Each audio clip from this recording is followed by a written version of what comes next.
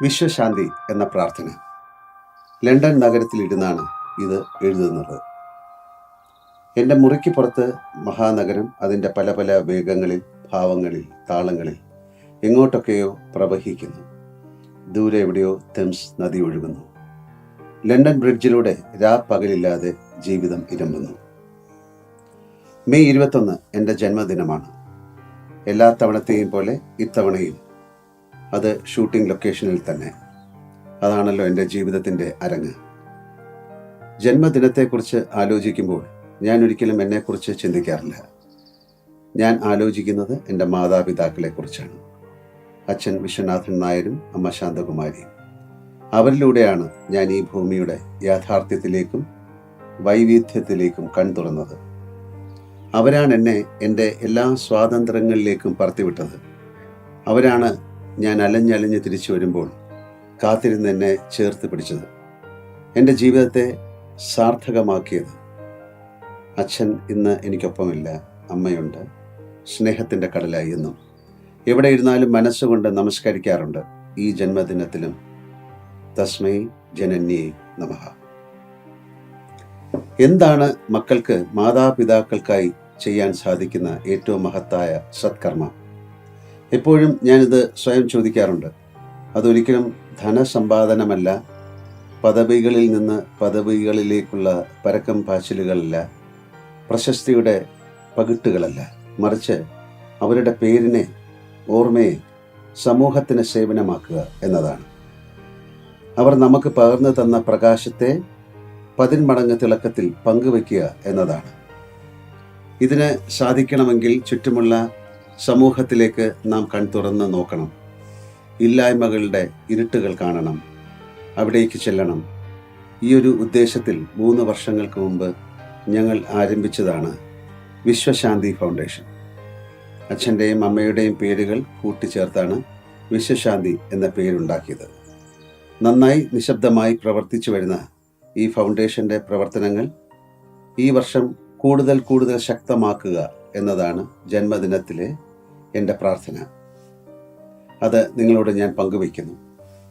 PEB Menon, doctor Damodaran Vasudevan, doctor V Narayanan, major Ravi, PG Jayakumar, TS Jagadeeshan, Vinu Krishnan, doctor Ayyappan Nair, Shankar Ram Narayanan, Vinod, Krishnakumar, Sajeev Soman, advocate Smitha Nair തുടങ്ങിയവർ Vishwashanti ഫൗണ്ടേഷൻ്റെ director board അംഗങ്ങളാണ്.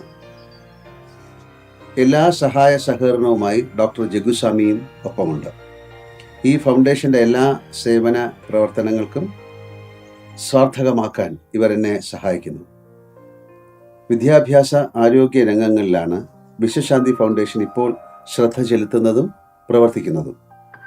സാർവത്രികമാണ് വിദ്യാഭ്യാസം എന്ന് പറയുമെങ്കിലും നല്ല അന്തരീക്ഷത്തിലിരുന്ന് മാറുന്ന കാലത്തിനനുസരിച്ചുള്ള വിദ്യാഭ്യാസം നേടാൻ എത്ര പേർക്ക് കഴിയുന്നുണ്ട്?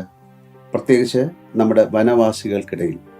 സർക്കാർ സ്കൂളുകളിൽ എത്രമാത്രം ആധുനീകരണം കൊണ്ടുവരാൻ നമുക്ക് സാധിച്ചിട്ടുണ്ട്? ഈ വഴിയിലൂടെ സഞ്ചരിച്ചപ്പോൾ ഇക്കാലയളവിൽ ഞങ്ങൾക്ക് കുറേയൊക്കെ ചെയ്യുവാൻ സാധിച്ചു.